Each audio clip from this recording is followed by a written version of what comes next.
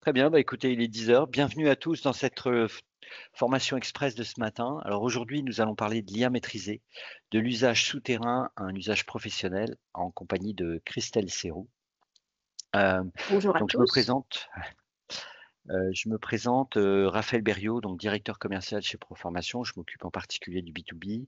Un petit mot sur Proformation, donc on est organisme de formation, on existe depuis plus de 30 ans et notre ADN, c'est, le 100 humain, hein, donc en classe virtuelle, en one to one, en visioformation ou bien en sous forme de webinaire. Heu, Nous intervenons dans différents domaines, l'IA de plus en plus, hein, en particulier sur Copilot là, qui est vraiment l'outil, Microsoft, hein, qui se déploie énormément dans les entreprises, donc sous forme de coaching ou d'acculturation. Nous avons également des formations, avec notre bon vieil Excel qui est toujours là et qui est toujours utilisé et puis, les langues, l'anglais bien sûr, ainsi qu'un certain nombre de soft skills. Je vous invite à poser vos questions dans le chat. On essaiera de répondre au maximum de questions et de toutes les façons, vous aurez accès au replay suite à cette formation d'ici, quelques jours. Un petit mot pour ceux qui veulent aller plus loin sur l'IA, nous organisons des formations interentreprises métier ou transverse. Alors métier, ça veut dire quoi? Ça veut dire copilote pour les RH, copilote pour, les comptables, copilote pour les juristes. D'ailleurs, on a une formation IA pour les comptables, formation express gratuite, hein, le 6 novembre à 11 heures. Voilà, je ferme la parenthèse et l'introduction et je te passe la parole, Christelle. Eh bien, bonjour à tous, hein, bienvenue effectivement dans ce webinaire, hein, dans cette matinée de webinaire hein, de 30 minutes, qui porte effectivement le titre suivant de l'usage souterrain à l'usage professionnel. Alors peut-être déjà que ces termes vont renvoyer en vous des choses bien précises hein, sur vos usages et ce que vous observez aussi dans vos entreprises et chez vos collaborateurs. Donc Raphaël s'est présenté, donc je me présente également. Alors moi, je suis formatrice en français hein, depuis 20 ans. Euh, alors évidemment, tout ça a évolué avec les IA génératives hein, et désormais, donc j'aide les entreprises à structurer leurs usages des IA génératives. Il y a plusieurs IA génératives, hein. Copilot a été cité par Raphaël. Et je forme, ma spécialité, effectivement, c'est de former les entreprises à la coécriture avec les IA génératives, notamment, c'est peut-être quelque chose qui peut vous intéresser, pour les entreprises qui ont un langage de marque euh, finalement à préserver. Alors, une première chose me semble importante à préciser dans ce webinaire.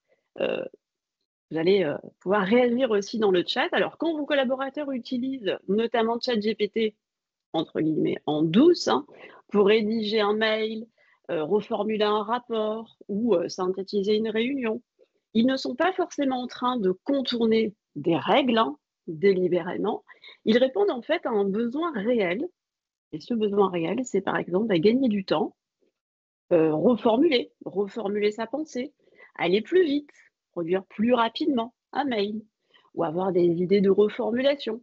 Et enfin, bien sûr, expérimenter de nouveaux usages. L'usage souterrain recouvre aussi ces différents aspects.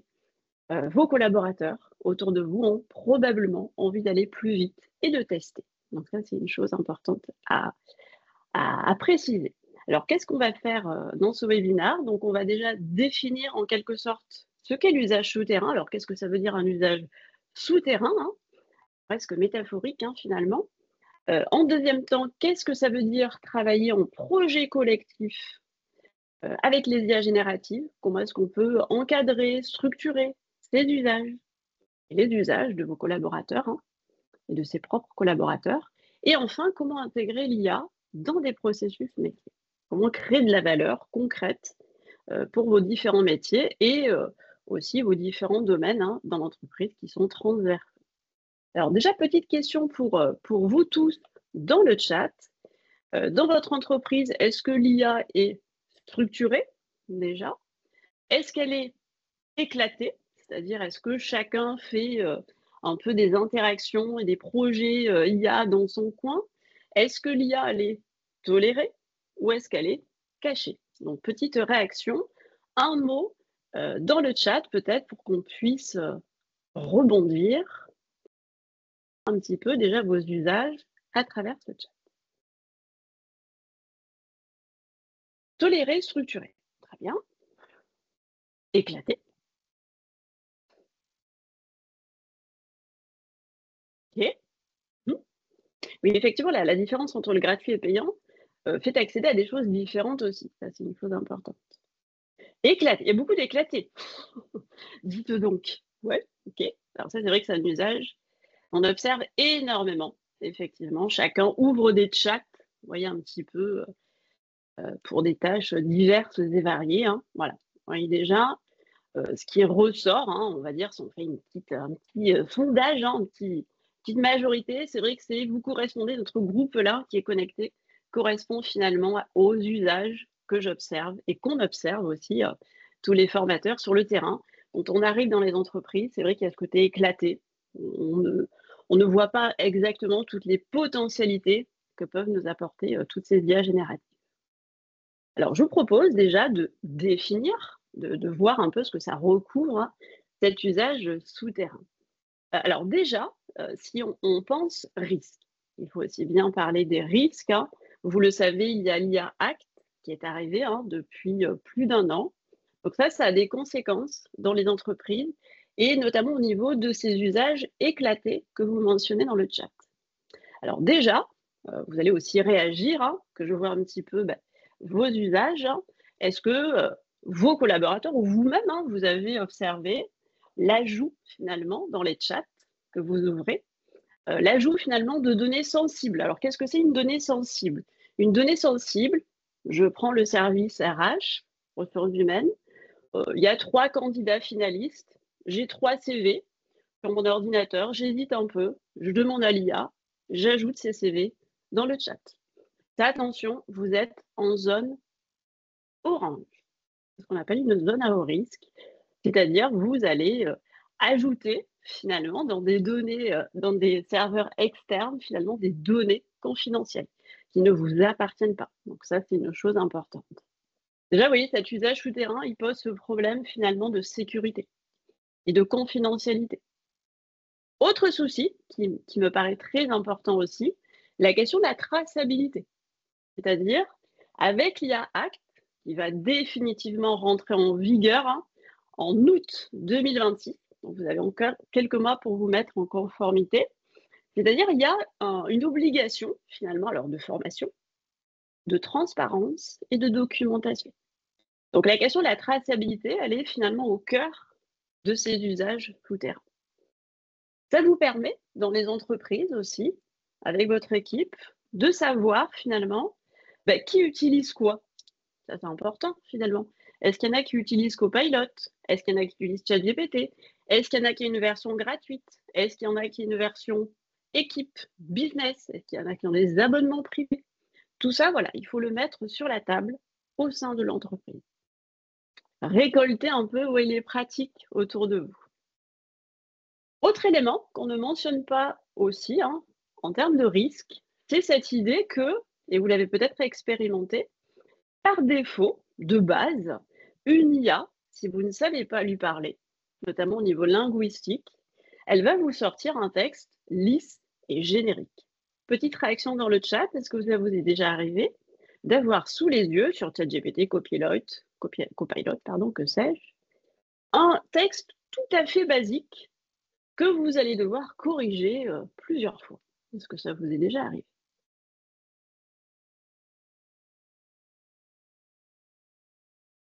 Oui.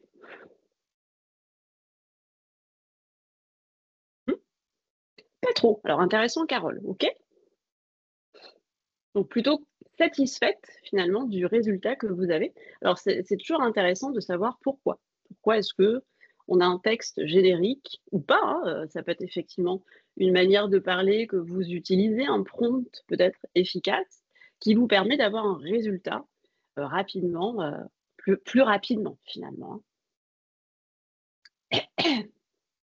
Donc là, ce matin, effectivement, on va, parler effectivement de cette idée de travailler en projet collectif.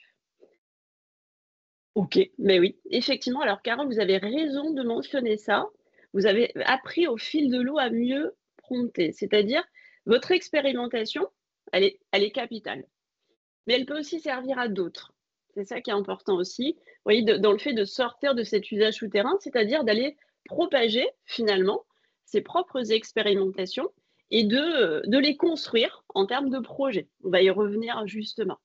Donc vous avez trois façons très concrètes finalement d'encadrer et de structurer vos propres usages au sein d'une entreprise. Alors déjà, puisqu'il y a aussi ce lien avec l'IA Act, hein, ça c'est primordial aussi, hein, c'est-à-dire qu'il va petit à petit effacer, et c'est bien hein, cet usage souterrain. Donc ce que je peux vous conseiller déjà, c'est de réfléchir au sein de vos équipes, comme si c'était un nouveau projet, de réfléchir peut-être à une charte d'usage. C'est-à-dire, une charte d'usage, c'est très simple à écrire, à formuler, vous pouvez même la faire finalement avec Copilot, ChatGPT ou Claude. Hein. Cette charte d'usage, c'est dans l'entreprise, quels outils on utilise. Oui, ça peut être un tableau aussi tout simple. Hein. Quels outils on utilise, quelles données on accepte d'ajouter dans les chats. Très important aussi, qu'est-ce que vous acceptez d'ajouter. Et si vous ne l'acceptez pas, il va falloir se poser la question du fait d'anonymiser finalement votre documentation. Ça, c'est important. Il y a une sorte, vous voyez, avant l'utilisation de l'IA, il faut que vous prépariez en quelque sorte vos documents pour les anonymiser le plus possible. C'est très, très important. Cette gouvernance technique, elle passe aussi par le fait de former vos équipes. Raphaël en a parlé, Proformation propose désormais, et c'est vraiment très bien, c'est capital, tout un catalogue d'ateliers de formation. Donc, je vous invite à aller sur le site, hein. Raphaël vous le redira à la fin. Dans cette formation, évidemment, vous en avez un petit peu parlé, Carole, hein, au cœur finalement de ces usages, il y a aussi apprendre à prompter. C'est capital. Cela s'apprend. Effectivement, il y a des techniques. Il y a une part de technique très importante, mais il y a une part aussi d'expérimentation qui est formidable. Vous voyez, vous êtes face à des modèles, finalement, des modèles de langage, et vous allez communiquer avec eux, finalement, dans un langage naturel. Donc, il faut trouver cet entre-deux entre, OK, j'ai des prompts efficaces pour des tâches extrêmement précises, et en même temps, j'utilise finalement ce langage naturel pour avoir finalement un style que l'IA va comprendre assez rapidement.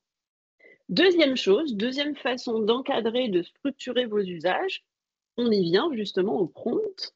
Ce que je peux vous conseiller aussi, c'est de considérer finalement que vos usages, ils sont évolutifs. Les IA génératives d'aujourd'hui ne seront pas celles de demain. Elles évoluent tout le temps. Il n'empêche qu'à l'instant T, vous pouvez par exemple concevoir avec vos équipes ce que j'appelle une bibliothèque de prompts. C'est-à-dire tous les prompts qui marchent, vous les thématiser hein, sur votre drive, marketing, RH, etc. Organisez-les.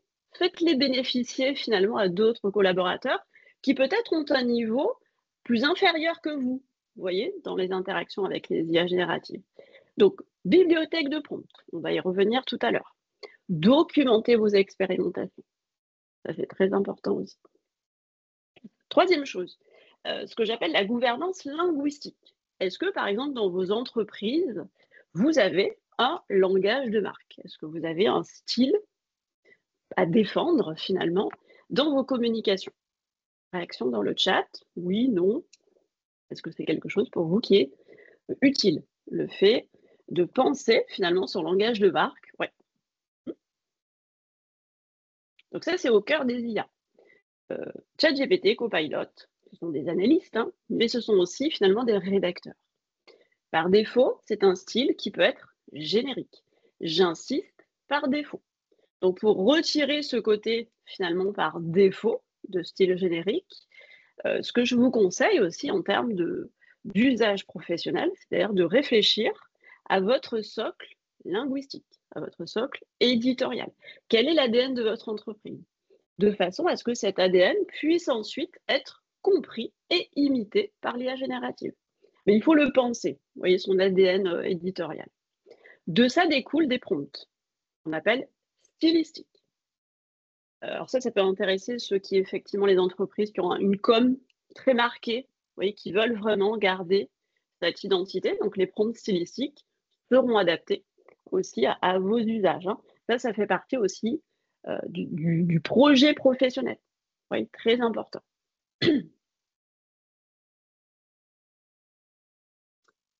vous travaillez en mode projet. Alors, travailler en mode projet, je ouvre mon chat GPT. Là, hop, voilà. Alors, petite précision, et c'est lié à la différence entre le gratuit et le payant. Travailler en mode projet sur ChatGPT, ça n'est possible que sur la version payante. Donc ça va vous faire gagner un temps fou. Vous voyez là, j'ai mon compte, hein.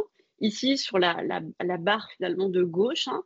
Là vous avez les GPT, vous avez les projets et les chats.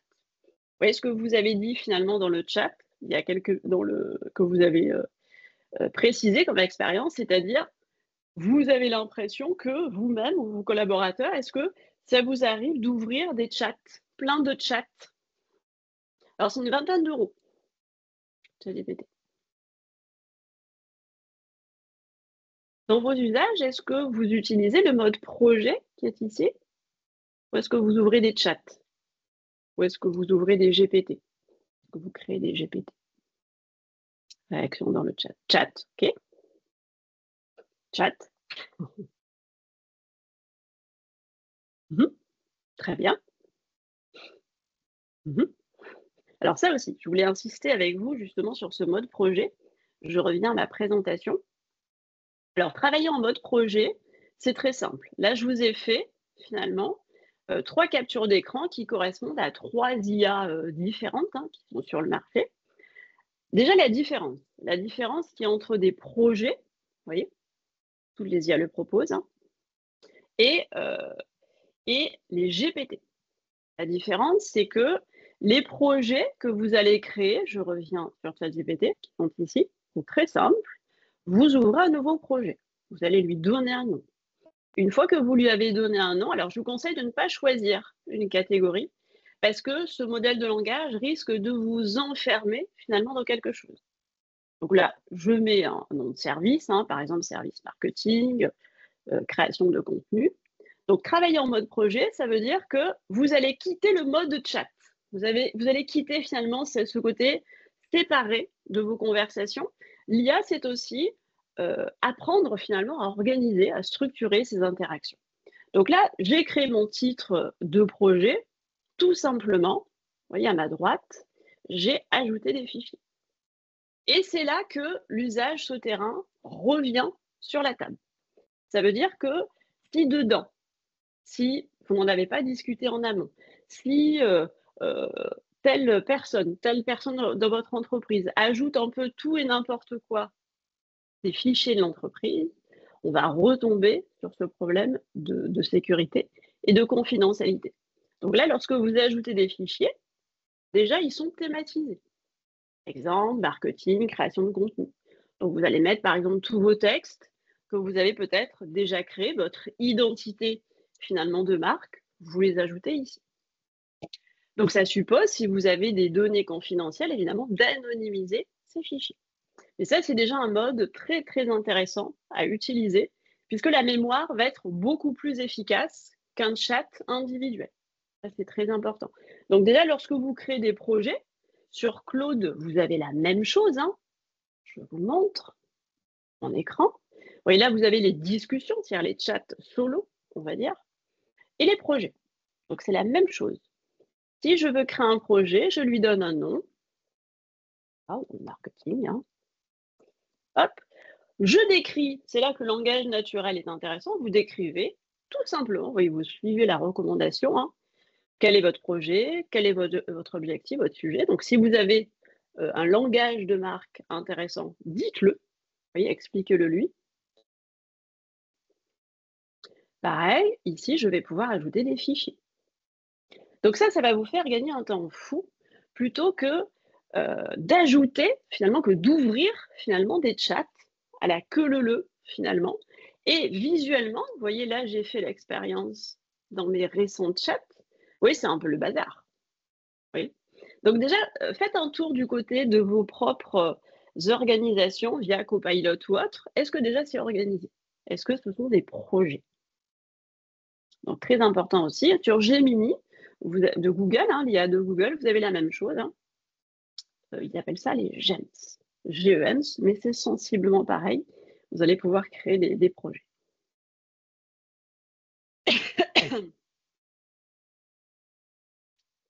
Donc, travailler en mode projet, au-delà de l'aspect, on va dire, organisation matérielle, travailler en mode projet et puis sortir de cet usage souterrain, professionnaliser ces usages, c'est aussi dans une entreprise se mettre autour de la table. C'est-à-dire discuter très concrètement des usages de chacun. Ça, c'est une chose qui me paraît capitale et que vous partagiez vos bonnes pratiques. Donc, 3 habitudes, attention à éviter en mode projet. Lancer un projet, si par exemple vous-même, hop, dans votre entreprise, vous créez votre propre projet sur Copilot ou autre, ChatGPT ou autre. Non. C'est-à-dire vous allez d'abord réfléchir avec peut-être vos collègues, avec votre manager sur c'est quoi le projet qu'on peut créer pour aller plus vite dans la création de contenu ou d'autres choses, vous voyez, pour prospecter, vous voyez, que sais-je, il y a différentes thématiques de projets qui sont possibles. Puisque finalement, si chacun fait son projet, vous allez vous retrouver avec les mêmes problématiques de chat. Donc déjà, très important, vous vous mettez autour de la table et vous discutez de vos usages. Qui utilise quoi? Pourquoi? Est-ce que ça marche? Voilà, j'ai utilisé tel prompt, ça marche bien. Ça, c'est très important. Il y a un côté naturel, il y a un côté aussi, vous voyez, remettre finalement l'expérimentation et la confiance au cœur de l'entreprise. Puisque vous le savez, vous le ressentez peut-être aussi, il y a un peu une certaine méfiance, à raison finalement, vis-à-vis des IA génératives. Donc je pense que la confiance, vous voyez, le côté expérimental doit être au cœur finalement des usages.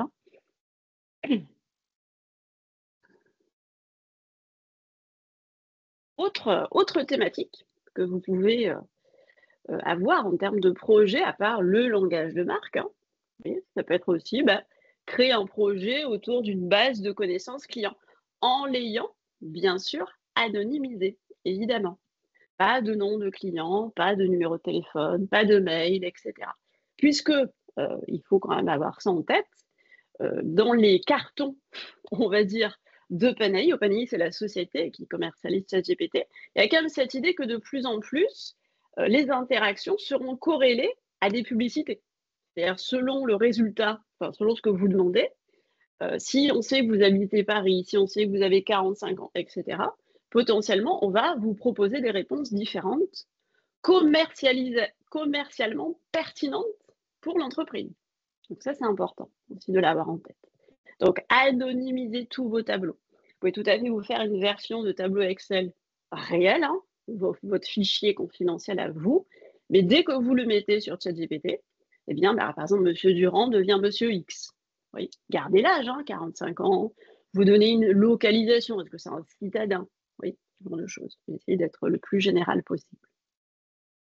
Donc un projet, ça peut être aussi, vous faites beaucoup de réunions, beaucoup de comptes rendus, et beaucoup de choses finalement dont vous discutez. Ça peut être aussi automatiser finalement des comptes rendus de projet. Vous voyez, puisque ces réunions que vous faites, ils se disent des choses importantes, mais la question du résumé est au cœur aussi. l'IA va vous permettre aussi de gagner du temps dans tout ce qui est dit, dans ces fameux comptes rendus où les entreprises passent beaucoup de temps finalement à les faire. Donc l'IA elle va vous permettre évidemment de transcrire déjà, de résumer, de structurer. Ça, c'est une belle matière que peut transformer l'IA de façon concrète. Je vous parlais aussi, oui, dans le fait de quitter cet usage souterrain, parler aussi des bibliothèques de prompt. Alors, pour être très concret, 5 étapes pour créer vos bibliothèques de prompt. Vous pouvez le faire sur un drive, vous créez un drive consacré à l'IA. Donc déjà, première chose, ce que je vous conseille, c'est d'identifier, faites un sondage, vous faites un petit sondage au sein de l'entreprise, ou de votre service, ou de votre équipe. C'est quoi les usages récurrents? Posez 4-5 questions. Le collaborateur en aura pour 5-10 minutes pour répondre. Ça, déjà, ça va vous permettre de voir un peu les usages, de les rendre transparents, de les rendre visibles, d'ouvrir la porte, finalement, de la discussion. Et c'est là que commence, vous voyez, le travail de co-création. C'est quelque chose que je vois beaucoup dans les entreprises, de plus en plus, et c'est une chose qui est vraiment intéressante. Une fois qu'il y a la formation, vous voyez, ça crée une sorte de déclic, et on va créer, le formateur vous accompagne aussi là-dessus, il va vous accompagner à co-créer vos prompts par service, par usage, par objectif. Ça, c'est un travail aussi très intéressant, mais qui doit être, vous voyez, transparent et qui doit passer par la discussion. Oui. La structuration, donc je vous ai mis un exemple, hein. Hop, sur Notion. C'est quelque chose que je fais beaucoup pour les clients. À la fin de la formation, hop, chacun a sa bibliothèque de prompts organisée selon ses usages, selon sa problématique. Très important.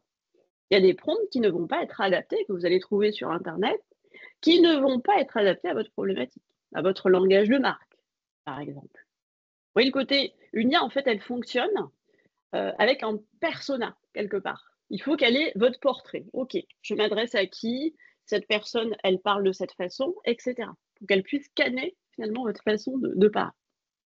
Donc, très simple, bibliothèque de prompts, c'est-à-dire vous avez peut-être une espèce de grand prompt qui va vous permettre déjà de tracer votre langage de marque, vos usages, votre usage maître, en quelque sorte. Le grand prompt, il y a des prompts qui peuvent être très grands, de 2-3 pages, qui vont un petit peu résumer qui vous êtes, est-ce que vous avez un style, combien de collaborateurs, etc. Le visage finalement de votre entreprise. Ensuite, peut-être, dossier intéressant dans la bibliothèque, quel est votre ADN de référence? Est-ce que vous avez une façon de parler qui est unique? Est-ce que vous tenez à la préserver? En troisième catégorie de cette bibliothèque, les prompts qui ont été validés et qui marchent. Donc, vous pouvez les classer par canaux, par exemple. OK, Instagram, email, ça marche bien en B2B. Ça, c'est notre prompt signature. Ce client, voilà, il a bien réagi à ce mail de prospection, etc. Oui. Ça peut être des newsletters si vous créez du contenu. Oui. Donc, hop, l'idée, c'est vraiment de capitaliser sur tous ces usages. Quatrième catégorie, peut-être qu'il y a des prompts que vous avez trouvés sur Internet, que vous avez envie de tester. Hop, vous les mettez pour les collaborateurs. Ce que je vous conseille aussi, c'est de veiller finalement à l'évolution. C'est-à-dire, est-ce que ça marche? Est-ce que ça marche pas?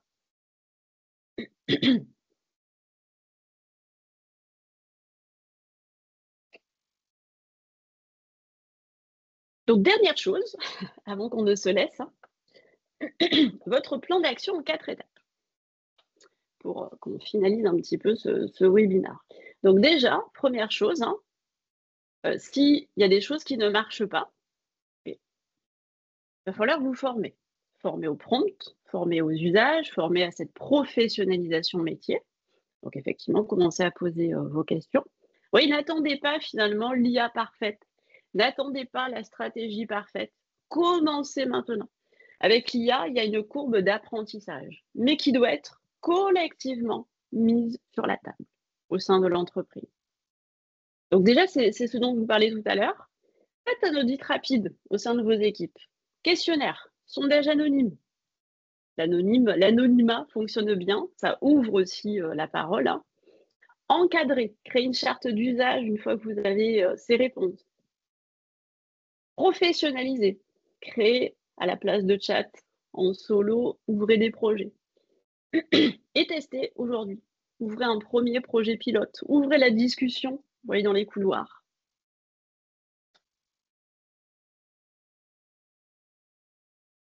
Merci à tous. Donc mon dernier mot a été couloir. Bon. Ça rejoint l'usage souterrain. Oui, merci Christelle. N'hésitez pas si vous avez des questions.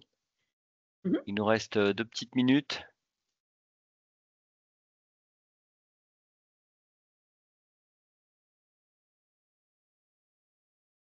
Je vous ai mis dans le chat les formations interentreprises que nous proposons, qui sont alors sur un format court, c'est 4 heures, 2 fois 2 heures, sur 2 jours consécutifs, la plupart du temps, un lundi et un mardi par exemple de 9 heures à 11 heures. Alors pourquoi format court? Parce que la preuve, les formations express sont comment dire, efficaces et répondent de plus en plus à vos attentes de flexibilité. Donc 2 fois 2 heures et puis en plus ça vous permet de mettre en pratique entre chaque séquence en fait. C'est ça qui est intéressant, c'est pas une formation one shot. Donc c'est animé par des formateurs, je dirais qui ont vraiment de la bouteille, qui sont vraiment experts dans leur domaine, dont Christelle fait partie. On a, je vous rappelle, l'IA par métier, hein, avec de l'IA pour les comptables, l'IA pour les RH, l'IA pour les commerciaux, etc. Et on a plus d'une vingtaine de séquences là ou de sessions qui sont prévues entre novembre, janvier et février. On a Mmh. aussi du transverse, hein, avec comment améliorer ses écrits avec l'IA, ses prompts, enfin, et c'est plutôt de l'acculturation, hein, de l'initiation que du perfectionnement. Voilà, ben, n'hésitez pas, ouais, si vous avez d'autres questions, il nous reste encore un petit peu de temps. J'en vois pas. En tout cas, moi, j'ai appris plein de choses. Merci beaucoup, Christelle, Avec sur plaisir. le mode projet, notamment. Et je vous mets également un petit sondage à chaud auquel je vous prie de bien vouloir répondre et qui nous permettent d'améliorer sans cesse nos formations express. Je vous rappelle qu'on Mmh. on a une autre session prévue, donc cette fois gratuite encore, hein, le 6 novembre sur l'IA pour les comptables. Alors, je suis pas sûr qu'il y ait beaucoup de comptables parmi vous, mais partagez cette formation express avec vos services comptabilité, contrôle de gestion ou autres, pour qu'ils puissent en Mmh. bénéficier.